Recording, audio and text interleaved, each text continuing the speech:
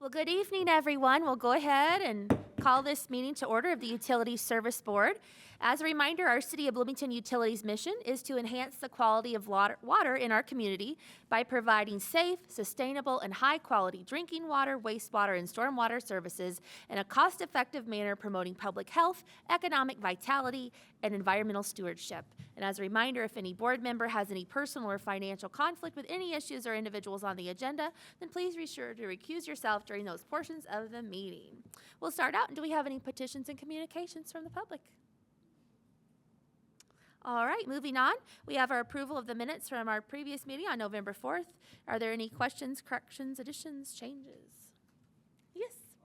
Just the spelling of the name of our first guest present, Aaron Pachecow. So it's just spelled differently in the narrative below than it is where it says his name for the first time. So if we can correct that, please. Thank you. You're welcome. Any other corrections?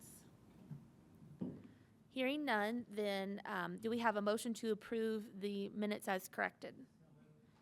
All in favor, please say aye. Aye. Opposed? Motion carries. Next, we have approval of the claims. First, standard invoices in the amount of $627,845.36. Are there any questions? Hearing none, do we have a motion to approve? All in favor, please say aye. Aye. Opposed? Motion carries. Next, we have utility bills in the amount of $162,676.88. Are there any questions? Hearing none, do we have a motion to approve? All in favor, please say aye. Aye. Opposed? Motion carries. Finally, we have wire transfers in the amount of $467,418.36. Are there any questions? Yes. It just seems on my, was it just my copy? There was, all the numbers were missing, other than the final totals. It's just How that there's no items, no bills for those items for this 2-week period, I think. So it's just the gross payroll and FICA tax. Oh, okay. So we didn't have any credit card fees or, Those are just monthly.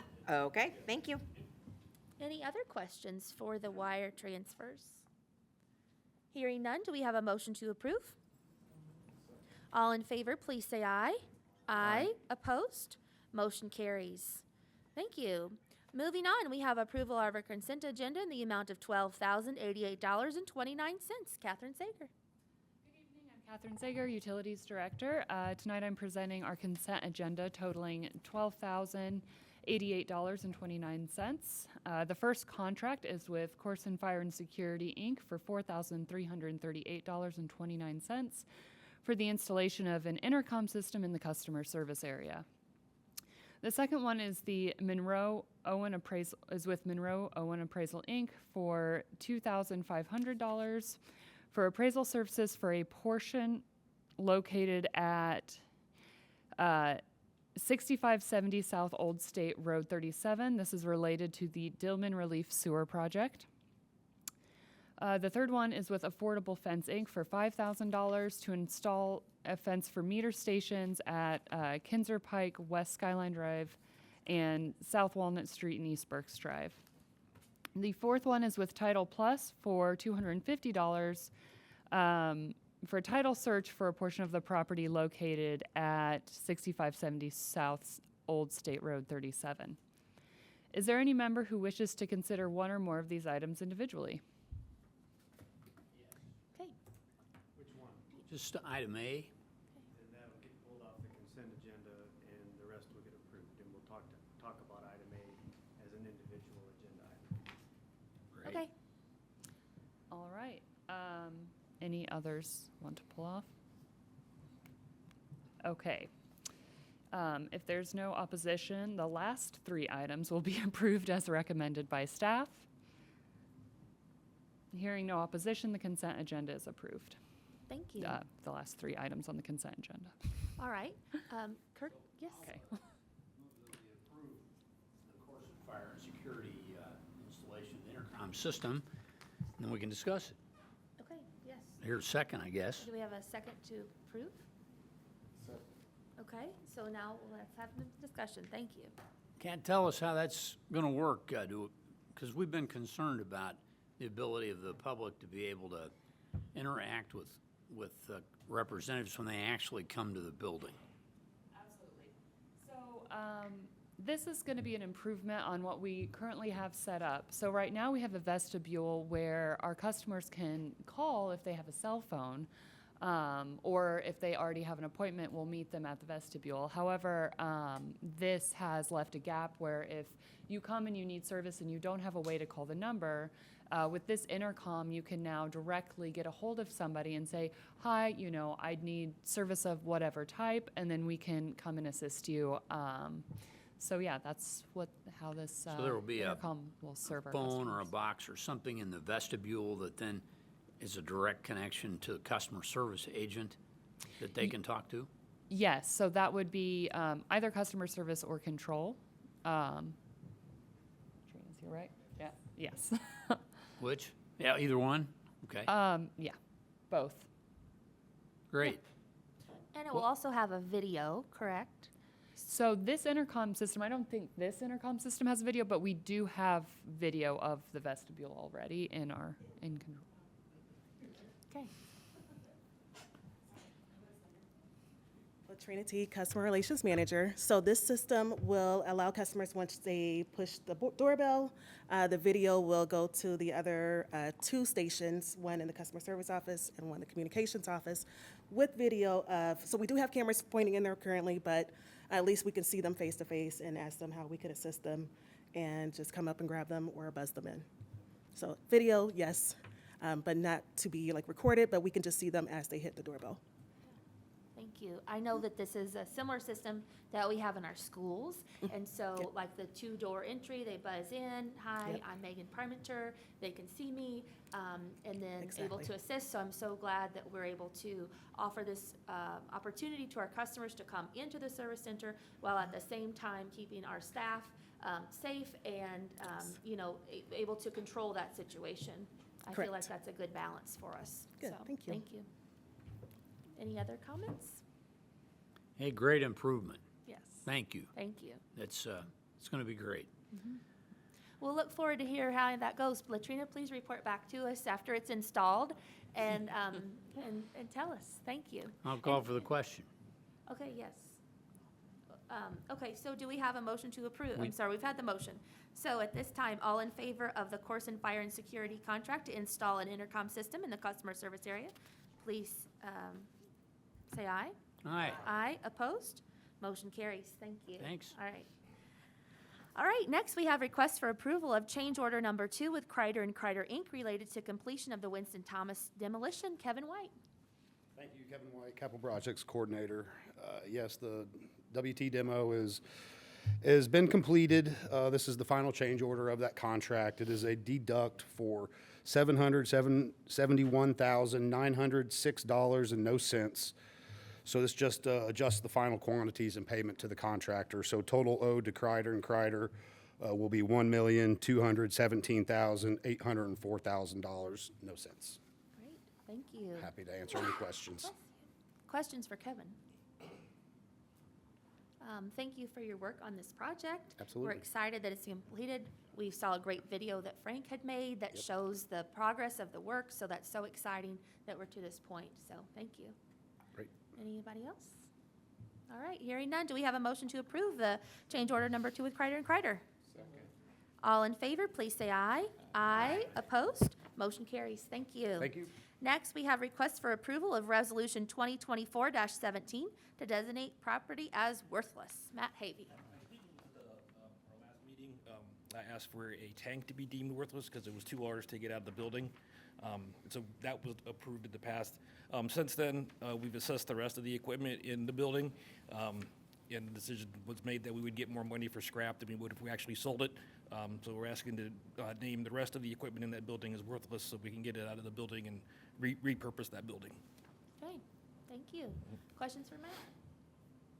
Hearing none, do we have a motion to approve Resolution 2024-17? All in favor, please say aye. Aye. Opposed? Motion carries. Thank you. Next, we've got requests for approval of agreement with services with Rustler Engineering. Mark Menifee. Hello, Mark Menifee, utility engineer. I'm here to request approval for a contract with Westler Engineering to do what we call a tech memo. That is to document at Dillman, a wastewater plant, all of the control systems, the PLCs, the software. This is the first step in a project to upgrade those systems like we are doing right now at Blucher Pool. So a three-step process. We do a tech memo to document the existing software and hardware. Then we do a design, and then we do a construction contract. The cost is $58,000. Are there any questions? Questions for Mark? Yes. Mark, I may have mentioned this before, but will they be advising us or helping us make sure that the right kinds of cybersecurity Yes. methods are in place? Because that's a big vulnerability for utilities. Yes, absolutely. That is part of it, is to upgrade to the latest versions of the software in the front end so that we can have a higher level of cybersecurity. And we are adding that language to our contracts now. Great. So they can advise us if there are things we need to do that we're not now, and what we might need to add or adjust. Yes. Great. Thank you. Thank you. Other questions for Mark? Hearing none, do we have a motion to approve our agreement for services with Westler Engineering? All in favor, please say aye. Aye. Opposed? Motion carries. Thank you. Thank you. Next, we've got requests for approval of a memorandum of understanding between the City of Bloomington Utilities and the Department of Public Works for utilities infrastructure repairs. Catherine Zager. Hi, yeah, so essentially this is an MOU between CBU and the Department of Public Works so that the Department of Public Works will pave after our repairs. So in this agreement, they will do repair work for they will do asphalt work for all the repairs that we have to make, not just asset failure, but also for our infrastructure replacement projects. So this includes some of the bigger projects that we're doing. They have agreed to also do the asphalt for those as well. We will be responsible for the cost of materials. And we are agreeing to fund 4 full-time positions at DPW. And they will be tracking all their time spent, although to make sure that the assumption that they're devoting those 4 full-time equivalent hours annually towards the repair work for CBU. Happy to take questions. Okay, questions for Kat? Kirk. Yeah, Kat, how are we doing this now? How are we doing it now? So this agreement was informally made. I don't know exactly when, but it was potentially sometime last year. Department of Public Works has already been paving behind most of our projects. They most recently, correct me if I'm wrong, right? Yeah. So we recently replaced a culvert at Sayre Road, and I know that they had guys come behind, workers come behind and do all the paving for that as well. So yeah, that's how it's working now. So they've been doing the paving work in DPW already. Mm-hmm. We didn't used to do that, or did we contract that out before? I can't remember. We used to have a paving crew, if I'm remembering correct, yeah. We used to have a paving crew, but we don't do that now. James, would you like to speak about the crew? It's adding 4 employees is going to be a pretty good expense for us, so I'm trying to figure out how we used to do it and how this is going to make it better. So James Hall, Assistant Director of T&D. So we used to have a crew of 4 employees that would go around and follow all the construction that was happening from our folks, and then we'll also anytime main breaks happen and things of that. we're trying to install more water mains. And we're pivoting that crew from doing that construction work, the concrete work, to laying more infrastructure into the ground. And so that was part of this, and then they are following up behind us. As you see in the agreement, anytime we have a main break, they'll do all of that work from digging the stone back out, putting the concrete and the asphalt. Anytime we're doing water main replacement, culvert replacement, sewer replacement, there's a certain depth that the concrete comes to, so then you can asphalt. We'll do all that, and they'll come back and do any of the asphalt on top of that, and any of the other side, the curb and sidewalk, any kind of that concrete work on there. They're gonna do it all or just the paving? So it differentiates. So if there's, in there, it talks about if there's a main break, any kind of damage that happens from the main break, if it's a driveway and a curb and a sidewalk and all that, they will do all of that work. Starting from digging the stone. So let me start at the beginning. Anytime you're going down to the pipe, you put a certain kind of stone from the pipe up, and then you dig that back out. You put so many inches of concrete and then the asphalt. On a main break, they're going to do we're going to put stone in the hole. They'll come back, they'll dig all that stone out, put concrete, put asphalt, and any other repair that needs to happen. On water main replacement, culvert replacement, sewer replacement, we're going to dig the trench. We'll put the stone in, and then we'll put concrete and leave it half-inch short, and then they come back and do all that. If there's any accessory work of sidewalks or curbs, they'll take care of that as well. So this gets us out of the paving business and lets DPW handle that part. Yeah, and it's their assets that they're fixing back there. And as you all know or may not know, during the wintertime, we tend to get really far behind on these, just keeping up with the concrete, because the main breaks will start to pile up on us. And so we're hoping that it helps mitigate a lot of that. And then they'll have those in their bucket when spring comes around, asphalt plants roll back around, and they'll know exactly where they need to go. We always struggle to do things by hand, or would have to contract it out for asphalt when it's a large cut, because we don't have the equipment to do that. Yeah. I'm just trying to think, this makes sense to me because DPW's got the paving equipment, and that's high-maintenance equipment. It's expensive, and if we don't have to do it anymore and let them do it with the equipment they've got, it's Yeah. probably more efficient for us, would be my guess. Yeah, and we talked about, do we have another crew to do, Yeah. more infrastructure? But then you're talking about, again, equipment that we don't have, and it is costly and expensive comparatively. for us. The other thing that might be better here is that it might help us better coordinate with the overall paving plans for different projects, so that we're not, if they've already got a paving project for a road, we're not digging it up one day and then they're repaving it the next or whatever, or we're digging it up right after they did it, whatever. Yeah. So, yeah, that's good. Other questions? Amanda? So are these four positions completely dedicated to CBU work, or will they be pulled over to do other jobs, or are they on call for other things? So we discussed that, and I had asked that question, and that's kind of how we came about the DPW helping us with our larger infrastructure projects. Because no, there's no way of guaranteeing that these four positions would always 100% of the time be dedicated to repairing after CBU main breaks or asset failure, whatever.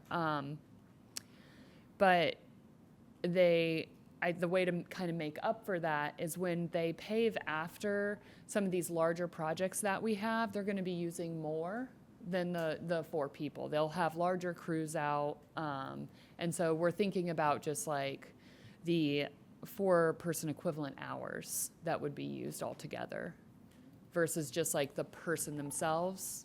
We're thinking more like how many hours are they dedicating to our projects? Does that add up to the 4 Okay, so full-time equivalents? I'm just gonna break this down to there's no number here. So we're talking, basically, DPW is gonna post 4 new jobs, correct? I mean, these are Yeah, 4 brand-new positions. How much does this translate to us giving them? Because I don't see a dollar amount anywhere. I don't know what that, I don't know what that number is. Yeah. We could look at our staff. Yeah. right. I mean, Staff that's- has a I- different rate. And I'm assuming this is, we're paying their salary, benefits? Yeah.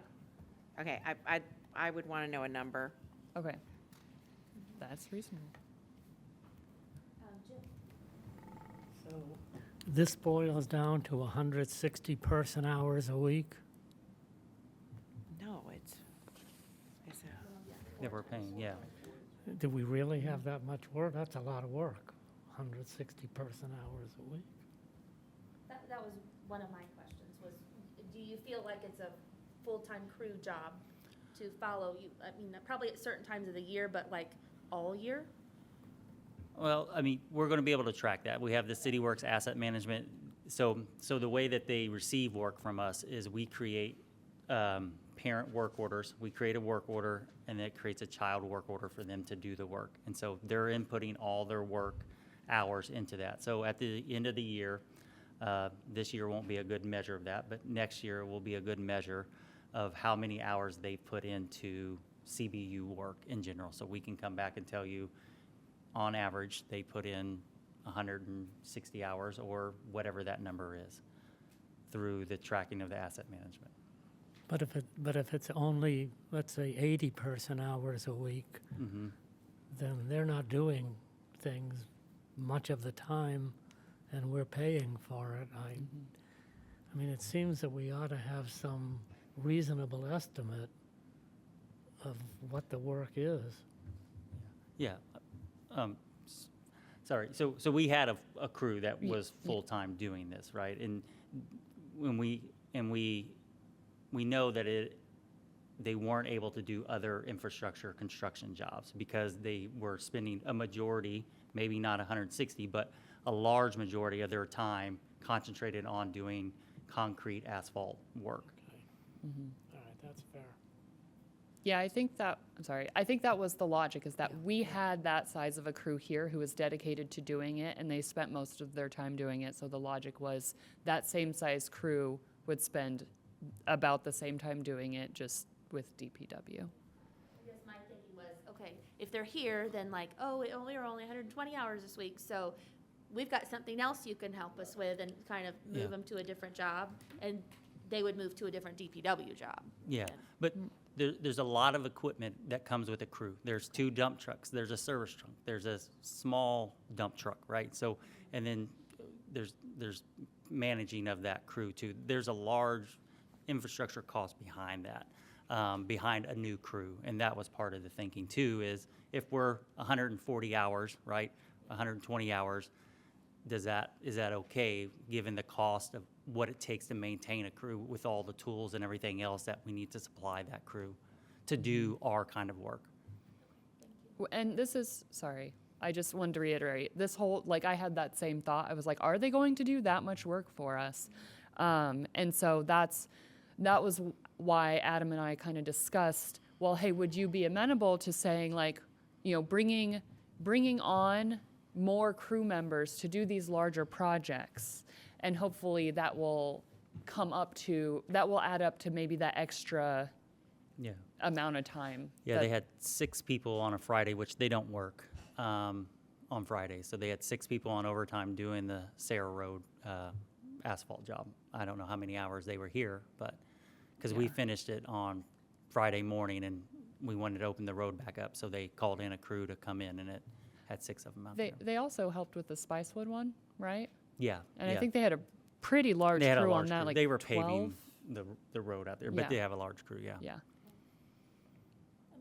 And I'm just really saying this as more of a point. This time tracking, we've been through other incidences with the different departments where we've asked those departments to give us numbers of what they believe they are spending on our projects. And I just always feel that every year we come back and board members say, how do we know that these numbers are legitimate? And let's go back and do this. So I guess I don't know if it's possible for us to also be auditing, especially if this is a first time doing this, to be able to say, these were projects that we know that this was utilized, or this amount of time, because mark my word, we'll come back later on and somebody will ask this question and it'll be, well, we don't think it was for, 160 hours. So, As long as they're being diligent about using the Yeah. City Works application like we do and putting their time and hours spent on those jobs correctly, we should easily be able, it's an easy query within that Okay. database. As long as they're being honest to the process, which I have no reason to believe that they wouldn't be. The way that this item number 4 is written, it says it is an assumption between the parties that streets will not need to devote more than 4 full-time equivalent hours. So, I mean, it's written in a way that it seems they're trying to protect themselves against not devoting more than 4 people it sounds like they're making a commitment to doing all this work. It may take more than 4 people. They want to track that. There's no time limit on this MOU. I mean, it seems like it would behoove us to bring it back in 1 year, see what those numbers are, and see if it's in our best interest to moving forward. With that said, it'd be nice to just know what those equipment costs are that we're not having to incur on a yearly basis, however Yeah. you calculate that. Yeah, well, I know the dump trucks in general, we're purchasing 2 new dump trucks. Those are $176,000 each. There's a large annual maintenance cost to those dump trucks as So well. that's like Yes, a salary yeah, plus and then- benefits. And then a service truck that the crew leader drives around, we spend about $125,000 on. So, yeah, you're in the 425 in equipment to purchase up front. That doesn't include any like digging equipment. If you want to buy an excavator, we know those are in the 150. Again, all these are kind of maintenance heavy things. But yeah, I When mean, you say you're buying those, you're just, if you saying- buy your own crew. as a reference, you happen to know those numbers, not that Correct. we're buying those for Correct, DPW. correct. It's stuff that we have bought recently for Thank you. ourselves. So Okay. if you're going to outfit a crew, these are the equipment costs that you're looking at right now. I'd just like to also know the human cost of that, because Yeah. I'd like to know what we're committing to with those salaries. Yeah. So that was one of my questions, was our budget. So I know we just got our budget approved recently, and so I don't think any of this was included in that. And so how does that look for 2025 for us?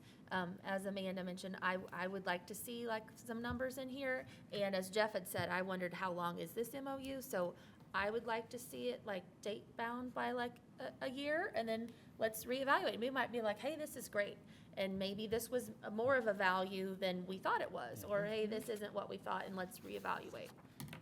Or it may be that we owe them more money. I Yes, mean, yeah. that's, I agree.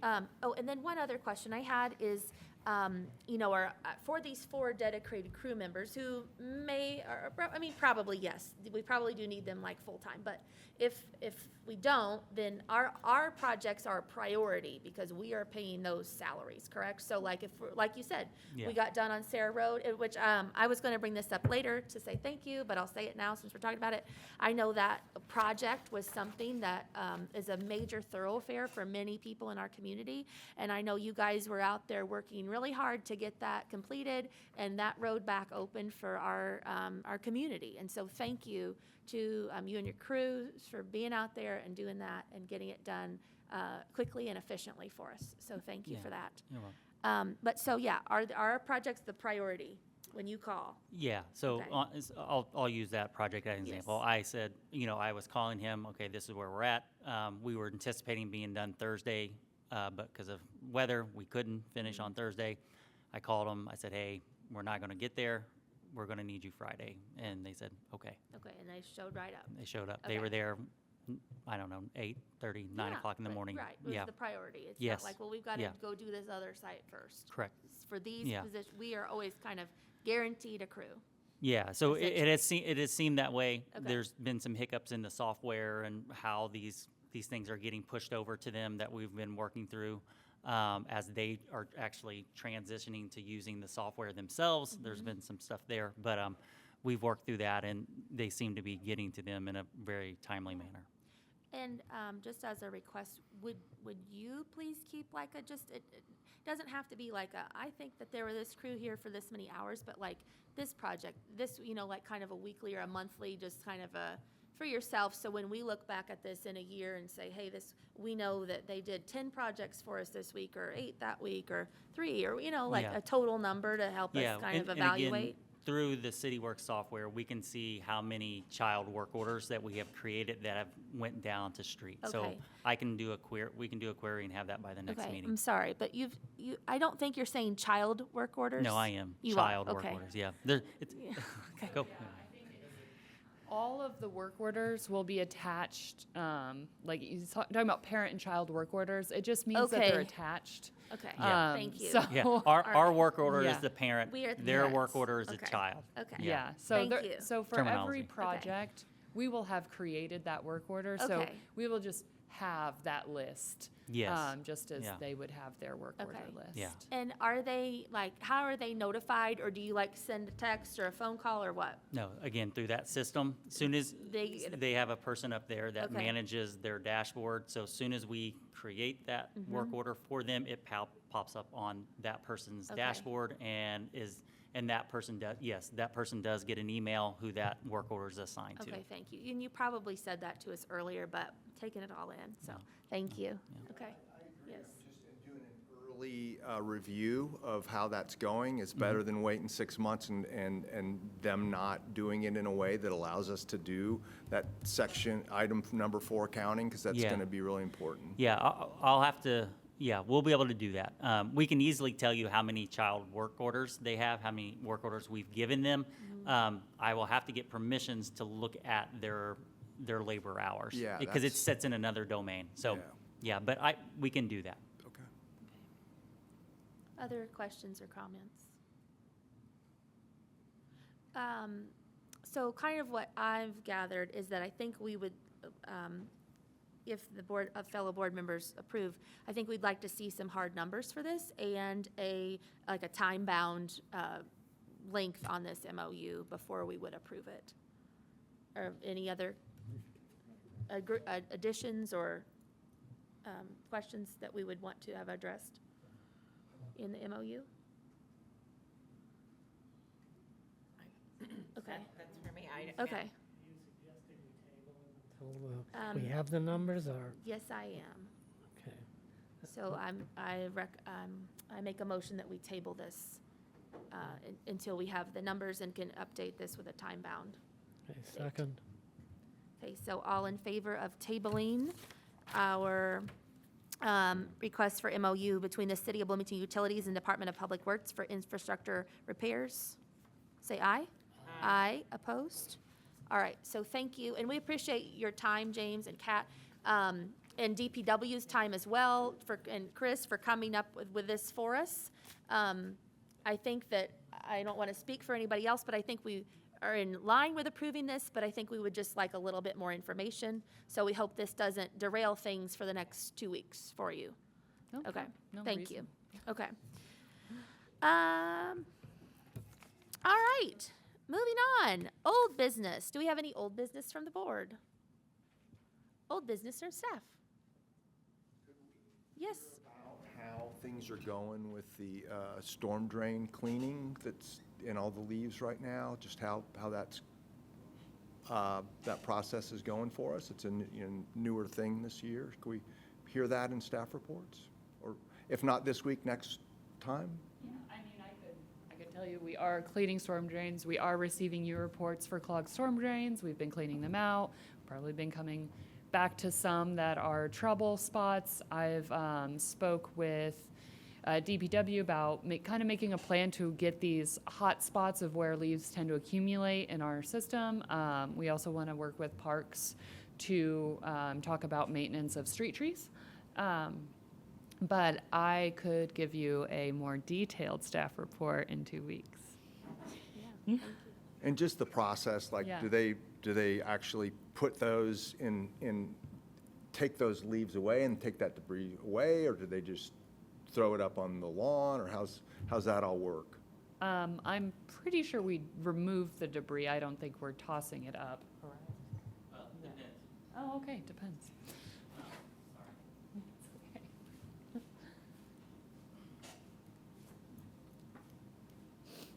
James Hall, Assistant Director of T&D. So it depends on the situation. In some places, people have blown all their leaves out to the curb line. In those cases, we've tried to move them back out of the right of way.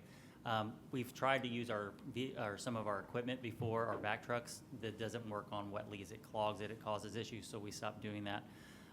If we know, we will clean the storm drain, we will remove those leaves, that debris from the storm inlet, like Ms. Sager said. But if there's a long pile, we've had to work with DPW to say, look, this is out of our scope of expertise or equipment capability, we need help here. Or we'll try to move them back onto the curb line and into the tree plot or into the yard, so that we don't have to keep coming back out to deal with the inlets. So we do sometimes move the debris back. If it's just on the inlet, we do take that away, and if it's in our capabilities, we will take it away, but again, it's not always available to us to do that. Okay, thank you. Thank you. And this might be kind of, since we were talking about DPW and we mentioned it here, like, appreciate that they're willing to assist when we need help with that. And so maybe there's like a list of, and honestly, like maybe this 140 hours, we're just underestimating and they're really doing 160 or 80 or however many. But, if we had a list of like, if you guys have extra time this week, then these are priority jobs that would be helpful if you could look out for. I don't know. I'm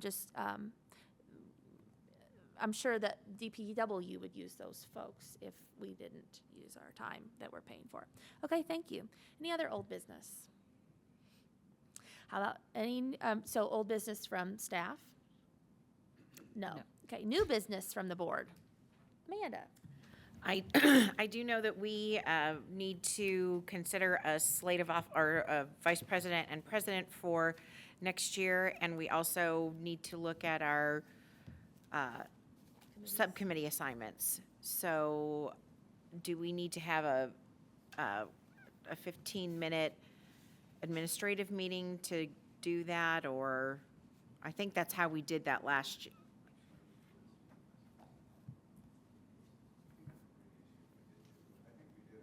I think we had a short administrative committee.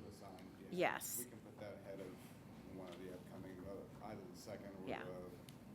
We just want to get that in place before year end. So, thank you. That was my that was all I had. Any other new business from the board?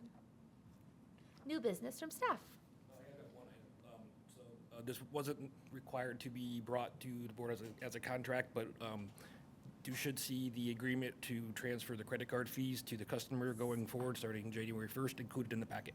Thank you. Yep. And we receive those of us who get a paper statement every month, got the insert, so thank you so much for all of your work Yeah. on that, because I know it's not so easy as just to implement it. There's a lot of steps that have taken many months to figure out, and so thank you for your work on that.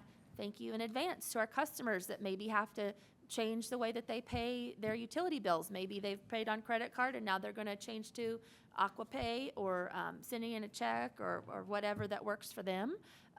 But we know this is in the best interest of the long term of our ratepayers, and so thank you. Great. problem. I'm glad you brought that up. Latrina, have we had any feedback since we've issued communications about that from customers? I've gotten minimal personally, but I'm sure not everybody's noticed the notifications. So I'm guessing there'll be more that come in at the beginning of the year after they actually get the bill and when they try to call in and actually get charged, is my guess. Yeah. Trina T, Customer Relations Manager. So yes, so far a lot of feedback from customers who were unsure of how the next process works. They didn't know if we already implemented it. They just said, oh, is it taking effect already? So a ton of customers who have had questions on whether or not their bank transfer is charged, and of course, and then a huge uptick in signups for the AquaPays, which is good. I mean, we're up like 100% over last month already. And, but those are customers who, regularly pay on time. They, are always on it with sending in a check or dropping it off or doing automatic bill transfer or payment transfers. So nothing yet for, the customers who are a little bit behind or, delinquent in their payments. But I don't expect that until next year because, they won't see it until they have to make that payment.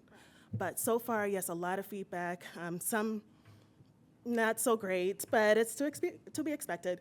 But we've handled it, as best we could and got them rest assured and all that good stuff. So, but yes, at least it's really caused a lot of customers to move forward with the automatic payments, which is really what we've been going for. So, yeah, it's going.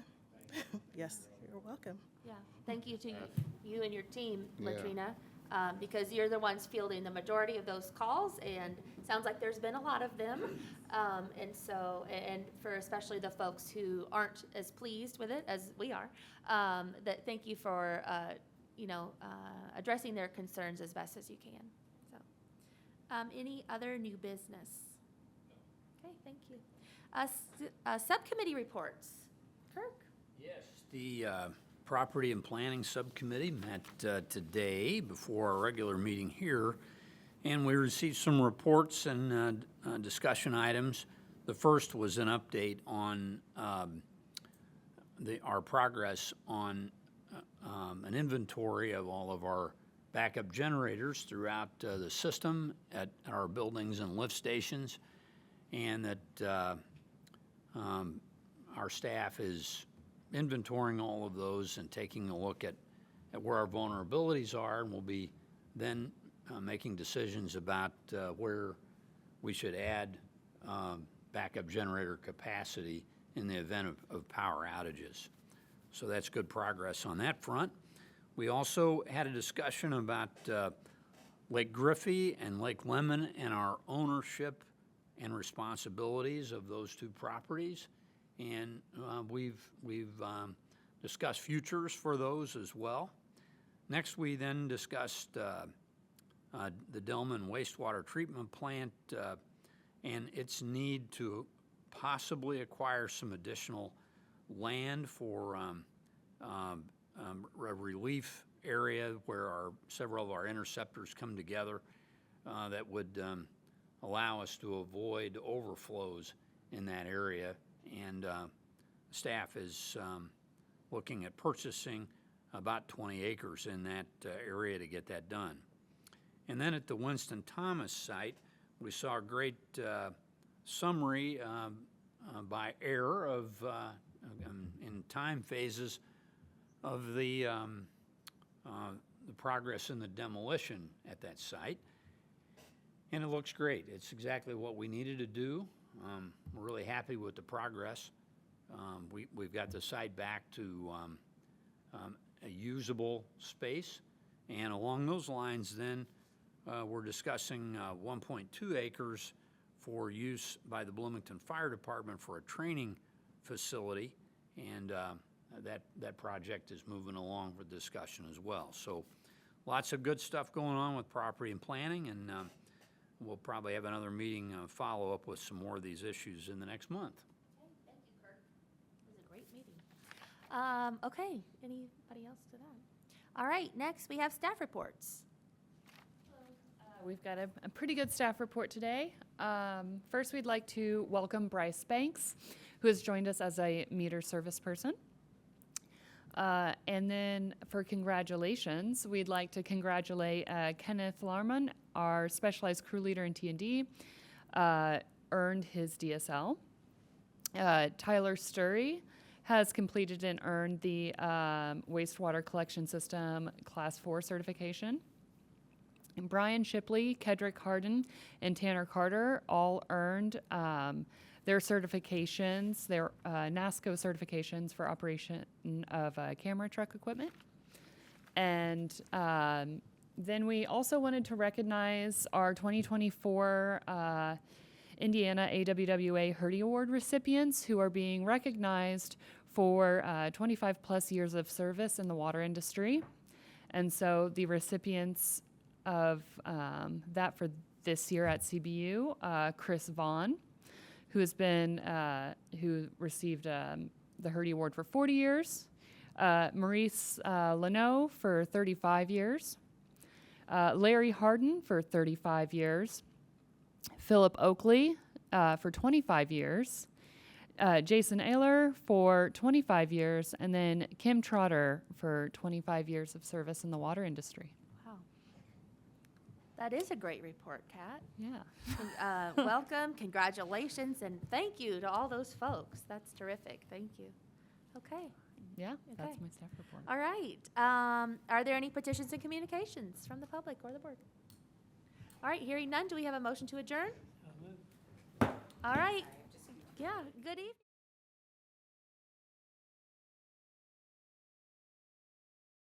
evening.